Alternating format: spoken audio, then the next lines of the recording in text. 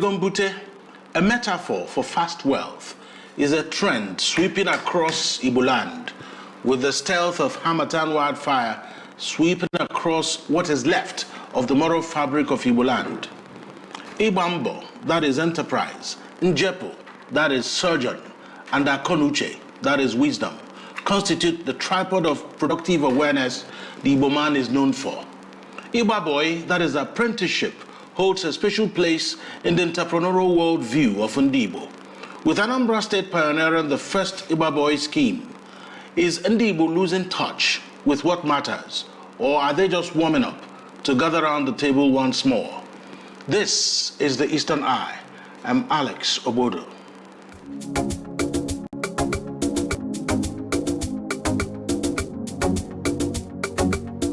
Welcome to the Eastern Eye, a program that x-rays the political, social, and economic developments around us. Joining me tonight is Mazi Ikechukwu Bismarck Oji.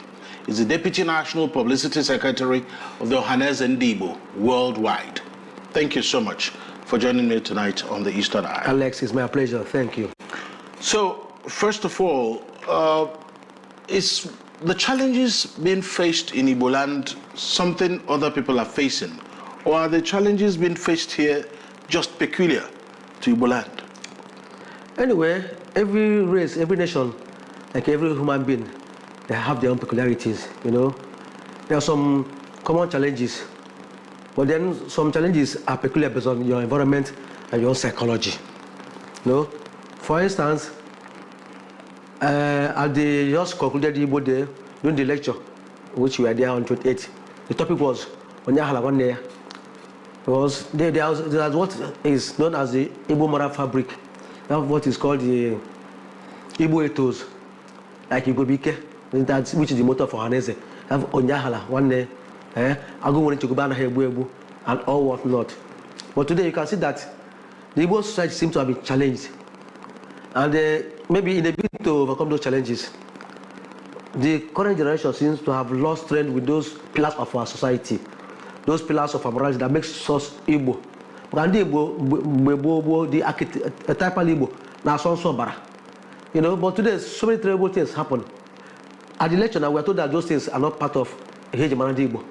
Like all Wego, like Mbute, like all those rubbish we're hearing now, all those diabolical schemes. They are new, they are alien to our culture. Get the point. If you say Salus or the Ojukwu was the first Nigerian millionaire or billionaire, it was not by Mbute. It didn't kill any person. It was not by Igba Boy. You know, now, I don't know whether I heard the story of Ojukwu Ejaba. It was also another Igbo man too. It was by enterprise and hard work. You know, name all the people who we knew before who made it. What of people think of Africa? How did he make it? He went on stowaway. He hid himself on a ship to get to America, and he brought back the golden fleece. So it was by dint of hard work and enterprise, not by magic or by any terrible shortcut. But today, these young ones seem to have lost sight of those pillars of our society, and things are falling apart. You know, because once any society loses its moral fabric, there will be consequences. That's what we are seeing now, and that was why also at the Igbo Day, the Anambra State Governor, Governor Soludo, made mention of what he called his crusade to end the scourge of Okite. He told us that he's not against traditional religion, but he's against people trying to make the younger ones believe you can get money by magic. You know, by killing people and by using their parts of the body, then you become rich overnight. That such things are magic. That's why he told them that anyone that is caught, if you are sure your magic works, then vanish, then you are free. Akwoko has not vanished, none of them has vanished yet. So why are they getting people deceived? So I believe Ndigbo as a people who must look at ourselves in the mirror and tell ourselves some truth. That we must deal with these demons. You know, these ones not be Fulani. The Fulani or the Yoruba, they didn't ask us to allow our young people now to go into such terrible things. I mean, as a father, as a mother, if your son under 20 comes back with a jeep, why not ask him where he bought it from? Unless because maybe in the next 2 years, you need your head. Then who do you blame? So I think our society needs to ask ourselves some serious questions so that we can move ahead in the right direction. So, let's talk about the issue of patience, knowing that this person has a story. You referenced Salui Odumegwu Ojukwu, and a lot of people are even saying with the prowess of the old Eastern region wouldn't have been possible without the contributions of Salui Odumegwu Ojukwu. In fact, it's a record that a lot of his wealth went into the Civil War, which of course, that's a long story to tell. But how is it possible that somebody will be rich without having a history of how his money is made? Is it even possible? I mean, I've known you for almost a little over 25 years. So, I mean, if someone asks me to talk about you, I can maybe write 3 pages. Because you know the trend. That's it. So, is it possible that someone will just drop from nowhere and is suddenly rich? That is a topic of debate. But some try to claim it's possible. But Alex, as I said, and even if it were possible for some, Alex, it would be a tragedy to make that the policy of a tribe or a nation. You know why? Crime does not pay at the national level. If not, the Italians, because of Italian mafia, will have been a war power today. But they are not, right? Instead, if you talk of war powers, you talk of the Americans, the Russians, and even the Japanese. So there's no shortcut to success and sustainability. If you want to be successful on a sustainable level, you must work, Alex, wealth is built. It's not just overnight. Ndigbo say you have Ohanaeze anaghị eji afọ. It's a fact till tomorrow. These are basic facts. It can't change. Because there are so many terrible things they talk today. But if you go through the list of 10 richest men in Nigeria, you look at the industries. Dangote, I can't recall, maybe he's going to any money ritual, he's going to bath in any stream to make money. You can see his industries. You know? What of Kocharis? Today, if he speaks, if you know, you up, or matter. But he has a PhD. They are method men. You understand? And Igba Boy. That's why I must commend Governor Charles Soludo. You know, for Anambra has taken the first by trying to pass a law to institutionalize that Igba Boy. That was what saved Ndigbo after the war. That's how we turned around another 20 years. I think we are wondering, were these not the people we defeated yesterday? You know, but my brother, of late, personal greed now attack the system so that after a boy has suffered for 5-6 years now, his boss will decide not to settle him with one allegation or the other. Some boys now try to take the law into their hands. Within 3 years, you try to wreck your boss. But now the Igba Boy law, as enacted in Anambra this year, has now done what? Institutionalized that process, okay? So that by now, it's now a crime for either the boy to loot his master, for his master to refuse to settle him. So it's now justice here, we can go to court and get it enforced. So it's important. I urge our Southeast governors to do is to do what? To have legislative concurrence. If a law is passed by Anambra, I find it good, let's pass it in the other states. Just like what happened as for the issue of the energy, electricity deregulation law that was passed by Enugu State. You know, see now other states have passed it too. So I urge our Southeast governors to collaborate in those areas. Like this issue of Igba Boy, it's somehow kissing Alex into this issue of Mbute. You tell the young man, boy, don't go to Igbo to get money. It doesn't pay, it doesn't work. Don't go to Yahoo, don't go to carry drugs. Okay? Then you show him a better way. Yeah, that is it. Because this is where the issue is actually standing. If you say, don't do this, what would you have them do? Thank you. That's right. So, what's the pathway? Because unfortunately, if you look at how things are going, a lot of young people don't go for white-collar jobs. They want it fast. They want something to fill the pockets immediately. So it becomes a challenge. The only people asking for internships, for IT attachments are the females. The young men want to move fast. This afternoon I was at camp where I went to fix my car. Both the parameter, the mechanic, none of them had one boy. They said, okay, where can I go more? You know why?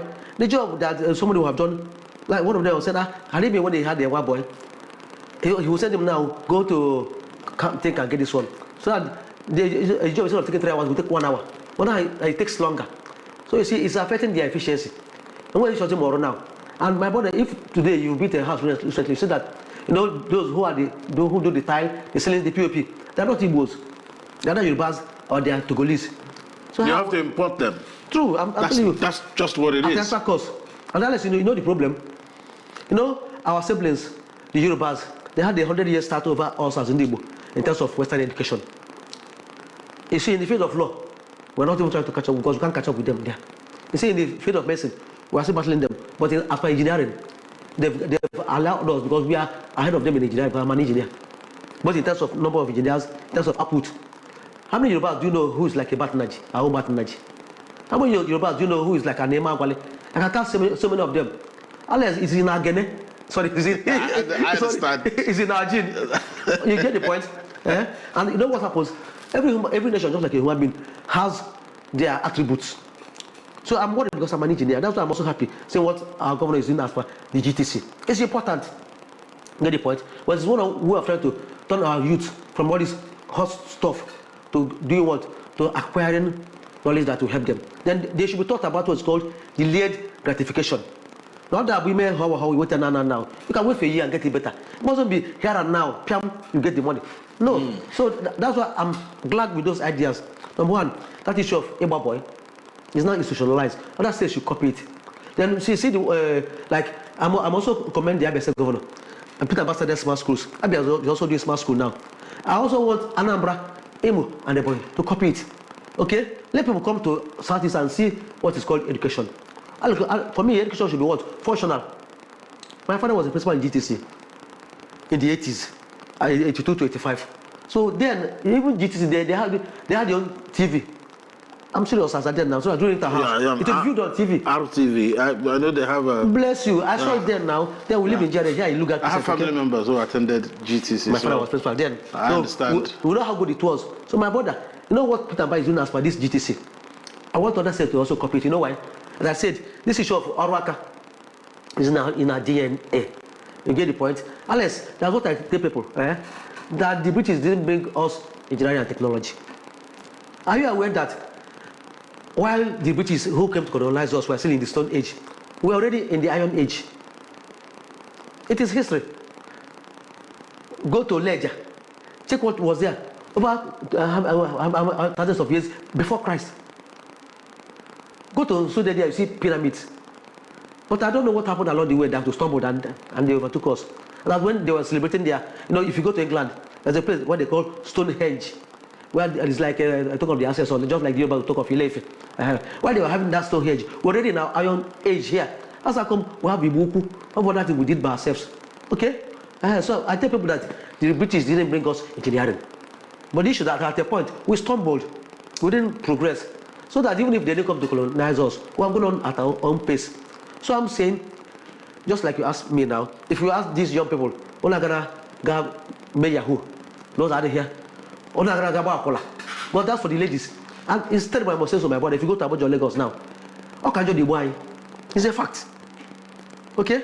I would the only people that did money. I'm saying every parent should talk to their children. That's not what Igbos are known for. If you talk of Zik, Ojukwu, all those that made it, they made it by through labor. They persevered and they paid, and that's why you have wealth that stays that can be transferred. All such things, they can't last. You get the point? So I'm saying that our Southeast governors, and even Ohanaeze that I'm from, should look at how to encourage the younger ones to go back to basics again. The ethos of hard work through enterprise. And that's why I mentioned that the issue of Igba Boy, if all the Southeast governors now pass laws, attention that what's man boy 5 or 6 years of people to see do you know. Oga Jimmy Ojienga. Thank God we will not have EFCC Akaparage. If you're a boy, waiting for is now you want to topple your master, you go to jail too. The press like what is now, the press also involved. Well, sometimes the boy will grab his master's wealth and travel abroad to Korea. The press will be enjoying the money. They told you it's not them. It can't happen again. So by the time we have such laws now to protect that institution that helped us after the war. Unless again, as I said, I'm an engineer. If you come to engineering, they have what is called the engineering pyramid. On top, you have the engineer. Then you have the technologists. Then you have the technicians, then the artisans at the base. My brother, you can't have engineer without the artisans. They're on your Oraka. As I tell people, engineering is glorified Oraka. glorified handwork, okay? And as I said before, Ndigbo, God gave us that gift about Nkanozo. That's why in Nigeria, it was the only language where you have a word for Nkanozo. Remember, they don't have it. Outside, they don't have it. So I'm saying, what our governor, Peter Mbọ, is doing after GTC should be copied by the other South states. Unless if it's done with smart schools, in the next 5 years, you'll be marveling at what to have in Igbo land. But that's where to go. Yeah, I mean, the brilliant points you've made, Mazi Ikechukwu Bismarck Oji. So let's take a look at how feasible some of the things you're saying is. I mean, how would the governors copy when they don't even meet? Because you just told me they don't meet. I don't know. I keep asking this question. I don't know. When will the next Southeast Governors meeting be?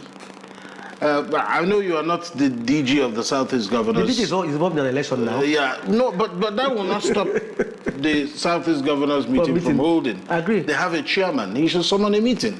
Is it a lot has happened in the last 3 months, 6 months? A lot has gone wrong, indeed. So, is it? I mean, just for the heck of it, what is stopping them from meeting? All the nice things that needs to be done. No common front. Must everything rise and fall in politics? Not just politics, but partisan politics. Yeah, I mean, but at the end of the day, that's politics at the end of it. Anyway, Alex, you made a very vital point here, because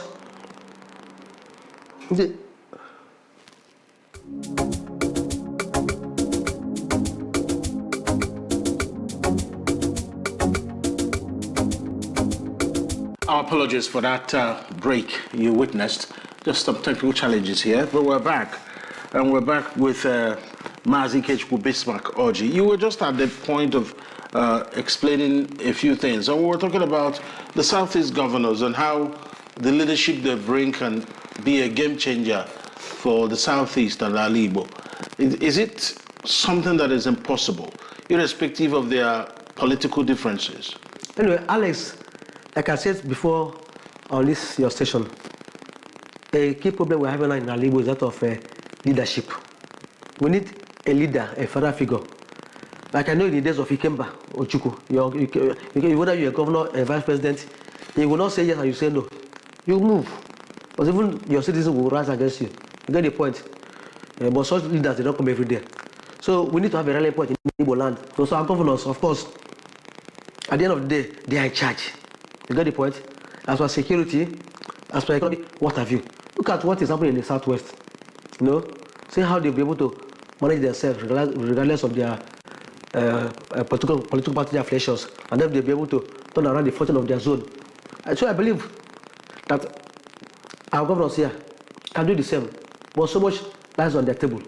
But all this we are saying now, if they come together, they can achieve so much. You know, because in Nigeria, unless the governors, the state governors, they are super stakeholders. There's so much they can do. I imagine they come together, like unless even in the issue of infrastructure, like the issue of regional integration. I remember there, I think it was under Sullivan's time, you know, Enugu wanted to build a monorail. Anambra wanted to. Imo wanted to. But instead of coming together, they had different projects for the same company. At the end, it failed. Okay? Unless I'm even looking at what I call Eastern regional integration. You get the point? Thank God today, our President General in Ohanaeze is from River State. He's an Ikore man. Okay?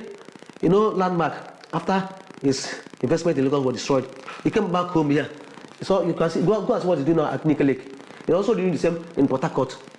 Okay? And also in Aba, the erstwhile Enyimba hotels. So I'm saying the entire East is enough for us to develop. And then, but we need a port as a gateway. And Port Harcourt is there. So what I expect is that, Alex, our governors in the East as a whole should come together. After all, the senior president is from Akwa Ibom. All right? I wouldn't like it to be like somebody who was a minister of transport, you know, and the Eastern railway line was not done. And they were doing railway from Tara to Maradi in Niger Republic. And the man, he couldn't do that from Port Harcourt to Enugu to the Maiduguri. You get the point? So I'm saying, I also believe that for me, this is called a game changer. All plus, no minus. It's not an Igbo issue, whether you are Igbo or not. Let's do business. But what's that business? Instead of going to import from Lagos, let's make the Eastern Wharves functional like that in Port Harcourt. Well, it's easier and cheaper. Okay? It's nearer for us. So I'm saying, yes, the government, they have a big role to play. And what we keep doing is to urge them, just as we are saying now, to cast aside their political party affiliations, like the Southwest is doing, for the interest of the region as a whole. That way, even the urge to be rushing to Lagos will be reduced. I'm not part of those saying that people should leave Lagos. For what? We won't live there. But Alex, you know what I want us to do? I want us to borrow the Nnewi model. Go and check out those Nnewi millionaires. If they build in Lagos, they build in Nnewi. Is that not so? So that also that Lagos, they have something at home. That's why I hope you know that before the war, Nnewi was just like another village. That's right. But after the war, they resolved what? Let's invest at home. So my idea is this. We'll commend Landmark, what he's doing in the East. And I'm sure he's making his money. We'll urge others too, who are there in Lagos. We're not saying come back. Why should we? If we ask them to come back, then after that we also ask those in Accra or Johannesburg to come back. So it's a question of itokwaloji to Lumboro. There you go. So much depends on our governors. You get the point? Our governors are those who will help to get us organized, by having what I call regional integration. For instance, Alex, if they do what they need to do, we don't need to go beyond the zone for our cement. Because from Nkalego in the Ebonyi State into Erodet is a limestone belt. But now they're saying it's still lying waste. Why? Some cheap politics. My idea is this, under Chimorgan he wanted to build a cement factory at Erodet. But I think it doesn't make sense. I think the best thing is who have been, Naja let it be expanded. Because the same belt from Nkalego to Amechidodo, which is just in the monitor, okay? Let it be expanded. From that place, my brother, we can have enough cement to do for this region as a whole. Then, but what of our rice needs too? The rice from Ebonyi, rice from even from Aniri, and also one should do for our needs here. Let us look at even local sufficiency. Then from there, we'll take it outside. Unless you talk of what the governors can do, as even as condition of security, we can do nothing without them. Look at the kind of difference Governor Mbam made here in Enugu. Before now, we know that on Mondays, before he came in now, even on Mondays, government house is at home. You understand? Okay, Alex, look at the Igbo Day we held this Monday at Oka. It held on a Monday. He was already said no. I'm the governor. When he was speaking, he said that some people wrote to him, said that we'll kill you. He told them thank you. He's not dead yet. Okay? It all has to do with what? Governance, leadership. Look at what is happening in Abia, under Uche. Look at Aba. He's wearing a new look. So I'm saying, but it can be better done if there's synergy amongst them. Okay? Then it will be easier. Like as I said, even the issue of, Alex, I'm looking at a place whereby someone can get up in the morning and Onisha, Asaba, and go to work in Port Harcourt, go back the same day by rail. It's possible, it's doable if we come together and get it done. Okay? That way, like for instance, let's look at Lagos. The mayor of London, that was last month, he came on the tour of Africa. You know where he stopped first? Was Lagos. See, because Lagos is like the capital of Africa. We agree. But if Lagos comes first, there should be a second or a third, right? So let them allow us also to develop our own too. But I'm saying nobody is going to allow you. You are going to remember what we're told in the Bible, that from the time of John the Baptist, the kingdom of God suffered violence, and the violence shall take it by what? Force. And so what does it mean? We have to struggle for what is our own. You get the point? America cannot say that we have been a war power for the past 60 years, or yeah, Togo become a war power. Or Benin. You have to make your mark. Look at China now. China is rising, right? Because they are pushing it. So I'm saying, if our governors are able to come together and fashion out our own economic development agenda, we have what it takes to advance. Then unless even this are you to continue to jabber, they'll see reason to come back home and do what? Help put our place in order. Meanwhile, the governors, they also need to help to do what? To enhance security, which I think they are doing. And I believe that with the help of all, including the church and the traditional worshippers, to be better done. But without security, there can be no development at all. It all lies on the governors.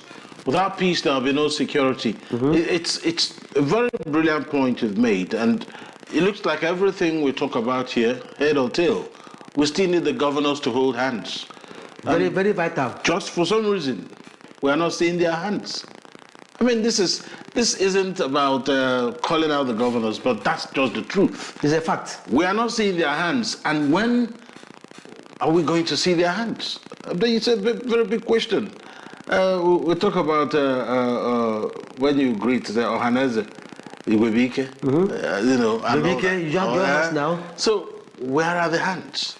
The governors are making bold statements on their own. Individually. But collectively, they are not making giant strides. That is a fact that is obvious. You know, that very boisterous saying, "Now you come a million or bofufu." Yeah, I mean, but that is where it rises and falls. If the most powerful set of men in your land are not working together, how will the land prosper? It will be difficult. So, I mean, because we can talk from here till tomorrow. If they are interested in their second term in office or the political party they will run in 2027, it becomes a problem. Nobody pays attention to education, to health, and to other things. But moving away a bit now from that, because it's putting us in a vicious circle. With no answers. Yes, so let's talk about the young ones and talk about parenting. What can the parents do about the things we are seeing nowadays? Because at the end of the day, the smallest unit of the society is still the family. I agree. And if you don't know, what are the things we need to see in our children? And what are the things that the parents need to start doing? Thank you. Alex, we are talking about moral rebirth. It starts for the family. As you don't know, assume that is possible. What will he preach to his children? You get the point? I don't know whether I got that one. Sure. Yeah, that the water got molded from the head of the waterhead. Yeah. You know, from the source. So the family is important. You know, that's why I blame our churches nowadays. They're not giving enough. They take so much and they give so little. I'm a Christian, I'm a Catholic, but I'm saying this. If the churches do more, Alex, the family will do more. Imagine today, Alex, if you speak today in your family and father speaks to our pastor, your wife will take that of the pastor because he's the man of God. Go about the man of God. I'm the priest of my house, brother. So I'm saying, Alex, not just to put it out there. Bless you. Thank you. Alex, I'm saying, Ndigbo, we have so much trust and confidence in the church. And the church should play a bigger role to try to define moral rebirth. For instance, look at this issue of insecurity in our land, Alex. Who doesn't know today that most of those doing those things, but they buy most? Who doesn't know? Because I know you say we shouldn't condemn names, but Alex, look at this, all our very big pastors. Even those who say, let's face this direction, Holy Ghost, fire, yeah. I wanted to say, unknown government, Holy Ghost, fire. Have they done that? They want to die. Or maybe they're afraid of death. Why? I'm saying the church can do so much, Alex, try to bring about that rebirth in Igbo land. But what conversations do you think, because we need to wrap up, the conditions are not exactly what I want it to be. What do we need to do, especially now that there is secessionist agitation in the Southeast? We cannot gloss over it. It is a real problem. Something or some things are fueling increased secessionist agitation. What are the things that need to be in place so that issues like that will come down? There's a disconnect between the leaders and the led. Unless, first and foremost, if we talk of secessionist agitation, talk of Biafra, what is it all about? I was privileged to have sat and listened to Ojukwu, and I know what he said Biafra is. Most of those who you see now calling themselves agitators, they are involved in criminality. How long will we hide them? And where will it take us to? You get the point? He came back, said, and I quote, that Biafra is the thing of the mind. I was privileged to have listened to him. When we lead groups to him, and once he sees the Biafran flag, his eyes will budge out and you salute. But before you go, you call yourself, come. Biafra is a thing of the mind. There will not be a sovereign state of Biafra for there to be Biafrans. I'm quoting him. You get the point? So, but these people now, I don't know from which textbook they learn their own. You don't have to slaughter your brother for there to be Biafra. Then Biafra will be a graveyard. Okay? So, what we are seeing today is just because things are falling apart. The far corner cannot hear the far corner. My brother, I'm saying we need to, just like Governor Soludo said, yes, after we are praying that Kanu should be released less, then we'll sit and have a conversation on how to move forward. Mado is not somebody, if you want to commit crime, you want to say Biafra, they will leave you. It doesn't work that way. Crime is crime. You know, Biafra should not be an excuse for you to go into terrorism, into cannibalism, even organ harvesting. Which Biafra? The one I know of, the one I was involved in, or which one? Are you not a Biafra? Am I not a Biafra? Are we not all Biafrans? How can somebody, because he wants to tell you he's doing Biafra, you come to rape your wife or your daughter and say, yeah, do Biafra and go? Does it make sense? Are we so cheap as a people? Have we outsourced our brains to others? We are all Biafra, so nobody should use Biafra to come and rape us and steal what belongs to all of us. No. We must even define what is Biafra. Biafra does not mean being fools, allowing people who didn't go to school, who are in the bush, to come and steal from us and tell us they're doing Biafra. For what? So I align myself with what Professor Soludo and myself Governor said, that we pray, just like Ohanaeze, which I represent, said, we want Nnamdi to be released sooner, so that let us all sit and talk about this issue of Biafra. Biafra should not be an excuse for us to start killing each other. It should not be an excuse for us to allow human life in Igbo land to become so cheap. Who is gaining? We are scoring own goals every day. You know? So I believe there's need for us to sit and discuss. That's why I said, like you said, so much depends on the governors, that to point the way forward. Of course, some are claiming that somebody don't want Kanu to come out. I don't know about that one. But for them to prove that wrong, let them now come out and ask Mr. President, please release him to us. Unless you know why I'm saying this. Because there hasn't been a joint statement from them. Everybody claims that they visited the president to ask for the release of Mazi Kanu. We weren't there in the meeting.